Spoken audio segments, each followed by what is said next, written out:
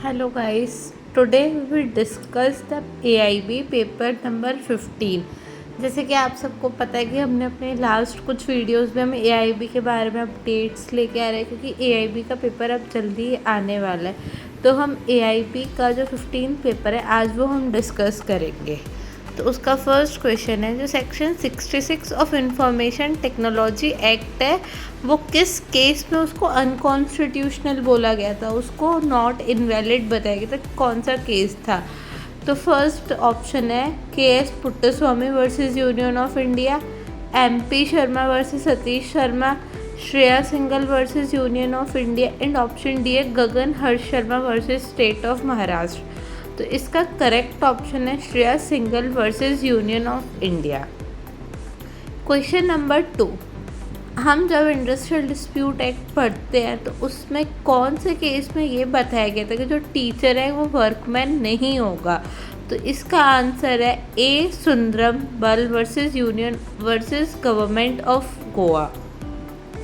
Question number 3, according to factories act के according child हम जैसे ऑलमोस्ट आप जगह पढ़ते हो, इंडियन मेजॉरिटी एक्ट में जो मेजॉरिटी है वो 18 ईयर्स पे बताई गई है, और हर अलग अलग एक्ट में चाइल्ड की अलग अलग डेफिनेशन या उनकी एज को अलग अलग लेके चलते हैं।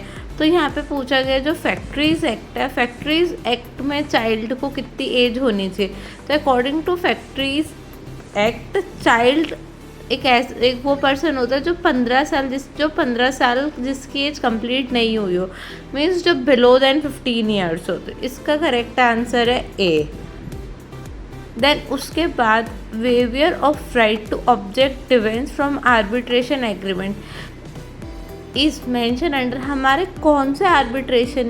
आर्बिट्रेशन एक्ट में कौन से सेक्शन में हमारा राइट टू ऑब्जेक्ट को डिवाइन करना बताया गया है। तो इसका करेक्ट आंसर है section number 4। Now the next question is, जो हमारा आर्बिट्रेशन एक्ट है वो रिपील किया गया है, किस एक्ट के द्वारा वो रिपील करके जो हमारा एक्ट आया था आर्बिट्रेशन एंड कंसलेशन एक्ट 1996, वो क्या क्या चीज़ें रिपील करके आया था। तो उसमें सारे ऑप्शंस हैं, हमारा आर्बिट्रेशन एक्ट 1914 वाला, आर्बिट्रेशन प्रोटोकॉल कन्वेंशन, और जो फॉरेन अवार्ड्स थे, इन सबको रिपील करने के बाद हमारा एक न्यू एक्ट आया था। उसके बाद का क्वेश्चन है, सेक्शन 265A और 265L से लेके जो हमारा 2005 के अमेंडमेंट में ऐड किया गया और जो अमेंडमेंट इन्फोर्स हुई 2006 में, तो उसमें एक नया चैप्टर ऐड किया गया था। उस चैप्टर का नाम क्या है या उस चैप्टर का कॉन्सेप्ट क्या है। तो 21A जो है वो डील्स करता है प्ली बार्गनिंग से। Now the next question is, 3 XYZ 3 person है जिन्होंने जॉइंटली प्रॉमिस किया तो A को देने के लिए एक अमाउंट 50,000 की। उसके बाद जो X और Y थे वो अनट्रेसेबल थे, मतलब वो ट्रेस नहीं हो पा रहे थे, उनका कुछ पता नहीं चल रहा था। तो क्या जो A को तो अपनी अमाउंट वापस चाहिए होगी, तो क्या A Z को कंपेल कर सकता है पे करने के लिए? येस। तो इसका करेक्ट ऑप्शन है yes, A can under section 43 para 1 के अकॉर्डिंग इंडियन कॉन्ट्रैक्ट एक्ट में जो A है वो कंपेल कर सकता है। सेक्शन 12 डील करता है delivery of goods by one person to another for some purpose upon the contract that this shall, when the purpose is accomplished, be written or disposed of according to the directions of the person delivering them।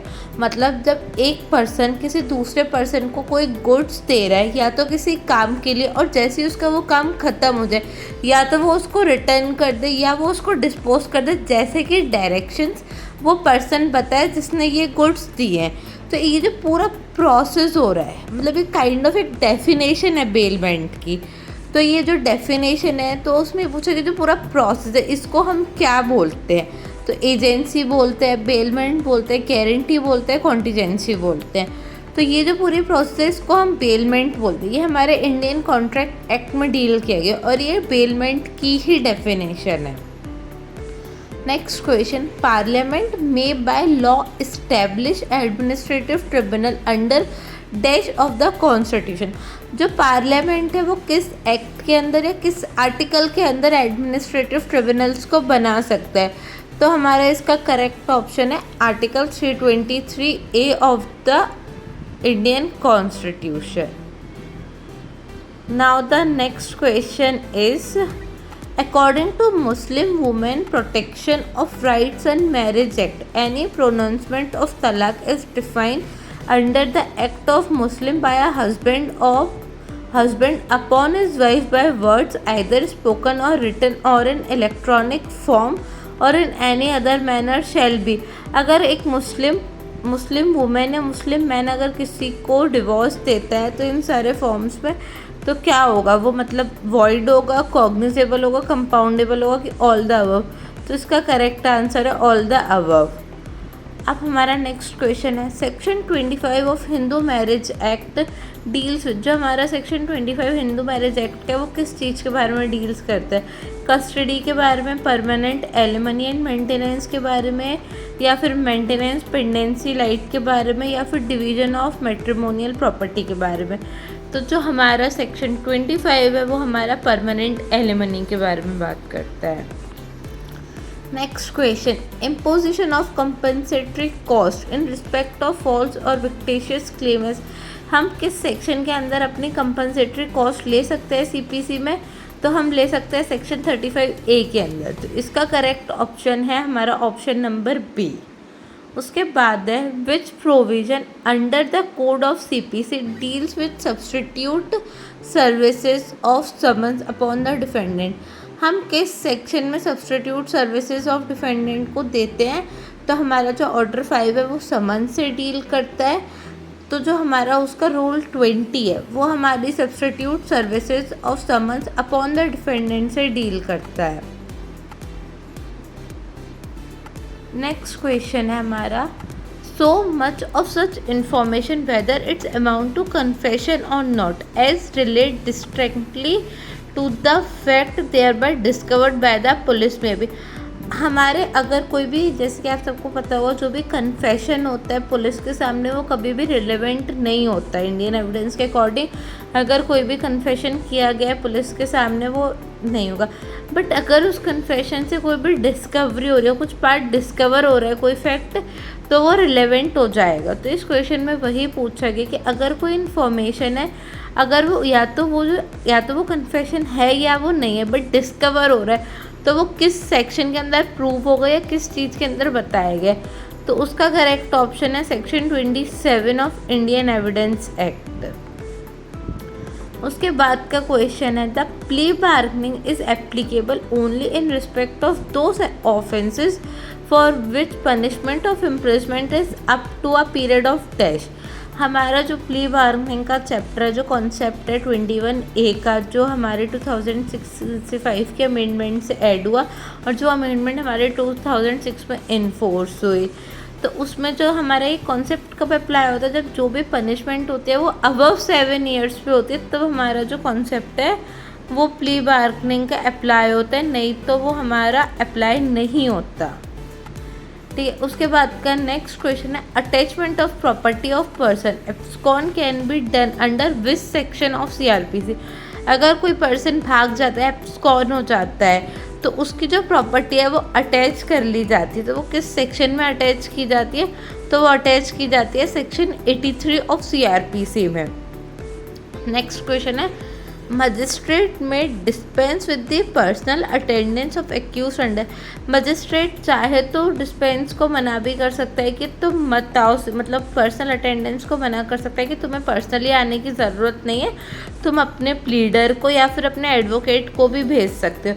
तो वो कौन सा section है? इसका option है answer number C. 205 जो है 205 of CrPC deals with the magistrate may dispense with personal attendance of the accused. Now the next question is, section 105H of CRPC deals with. जो 105 का H पॉइंट है वो किससे deals करता है? forfeiture of property, notice of forfeiture, management of properties और identifying unlawful activities property. तो वो है हमारा option number A, forfeiture of property कैसे वो डील करता है. उसके बाद हमारा नेक्स्ट क्वेश्चन है, डिक्री होल्डर मीन्स. और जो डिक्री होल्डर का मतलब क्या होता है? डिक्री होल्डर का मतलब वो होता है किसी जिसके फेवर में डिक्री पास की गई है. तो any person in whose favour a decree has been passed और an order capable of execution has been made. B है any person in whose favour a decree has been passed an order incapable. तो यहाँ पे incapable आ गया, जब उसके favour में decree pass हुई है तो वो ऑर्डर को भी तो एग्जीक्यूट कराएगा, तो वो कैपेबल होगा ना वो पर्सन। सी ऑप्शन है any citizen in whose favour a decree has been passed और an order capable of execution. नहीं, हमारे पास सिटीज़न यूज़ नहीं किया गया, हमारा जो CPC है उसमें वर्ड पर्सन यूज़ किया गया। तो इसका करेक्ट ऑप्शन है option number A. Next question है under the patent act which of the following are not patentable. हमारे पेटेंट एक्ट में क्या चीज़, हम किस चीज़ पे हम पेटेंट नहीं कर सकते, तो इसका आंसर है ऑल ऑफ द अबव। ये जो सारे ऑप्शन है इनके ऊपर हमारा पेटेंट एक्ट अप्लाई नहीं होता। नेक्स्ट क्वेश्चन है section 66 of information technology act was struck down under article 19(1)(a) read with article 19(2) in the case. हमारा कौन से केस के द्वारा हमारा जो सेक्शन 66A है उसको स्ट्रक डाउन किया था, जब हम उसे रीड करते हैं 19(1)(a) के साथ और 19(2) के साथ। तो इसका करेक्ट ऑप्शन है D, Shreyas Singhal versus union of India.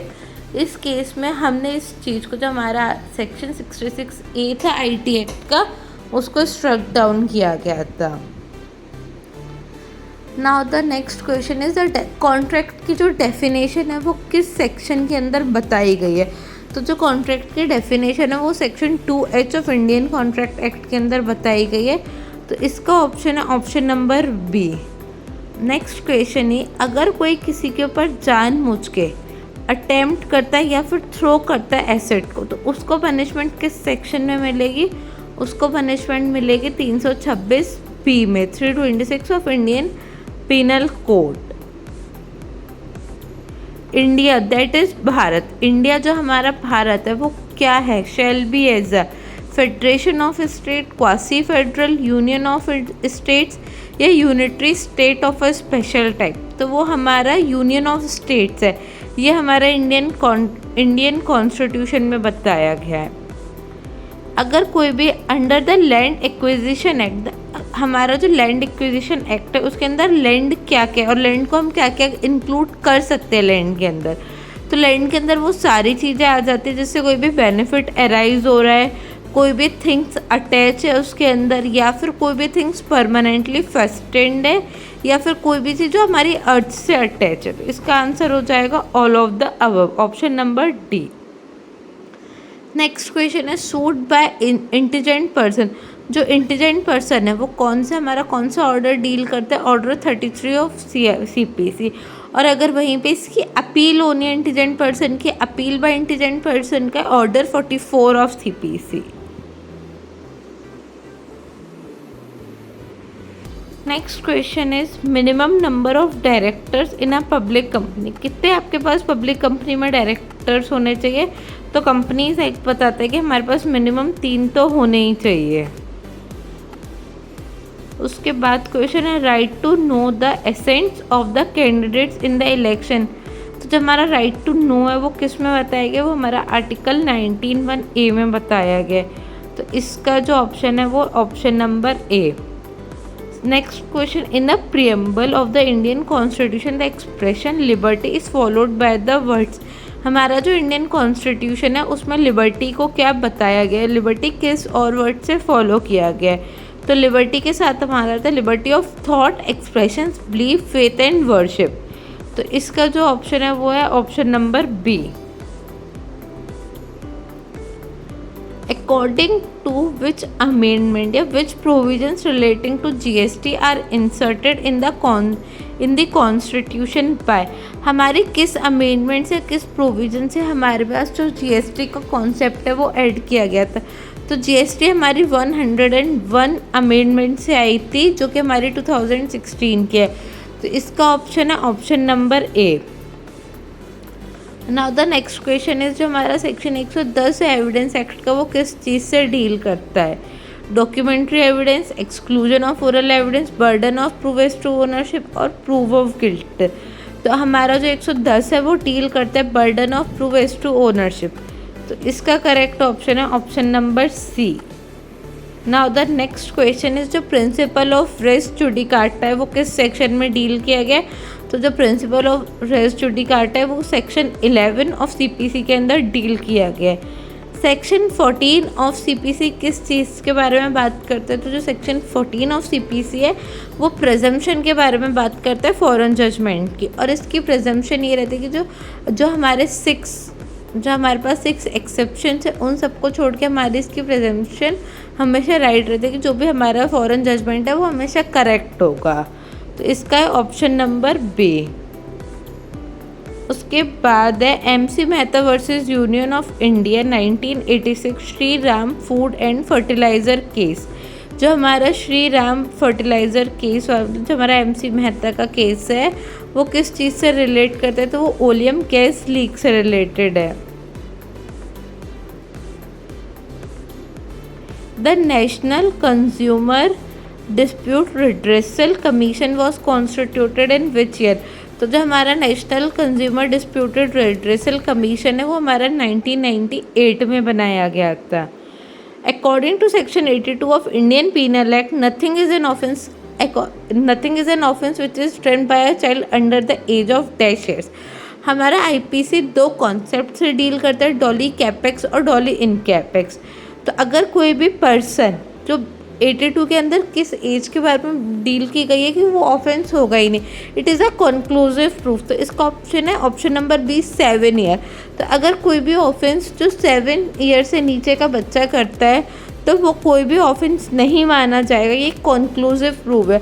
But वहीं पे अगर हमारा 83 बात करते हैं कि अगर 7 से लेके 12 साल तक का बच्चा कोई ऑफेंस करता है तो हम उसकी मेजॉरिटी या फिर हम उसके इंटेंशन को देखेंगे कि उस बच्चे का इंटेंशन क्या था वो चीज़ करने का।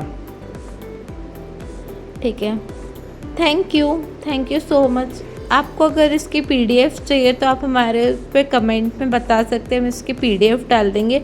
हमने इस स्लाइड में, इस वीडियो में सारे क्वेश्चंस को डिस्कस नहीं किया है क्योंकि इतना टाइम नहीं था। हमने कुछ क्वेश्चंस डिस्कस करें हैं जिससे आप लोगों को समझ आए कि कैसे क्वेश्चंस आ सकते हैं या किस तरीके के क्वेश्चंस वो पूछ सकते हैं। उस चीज़ के लिए हमने कुछ क्वेश्चंस को यहाँ पर डिस्कस किया। बट अगर आपको पीडीएफ चाहिए तो आप यहाँ पे हमें कमेंट में बता सकते हैं, हम आपको पीडीएफ भेज देंगे। Thank you, keep learning.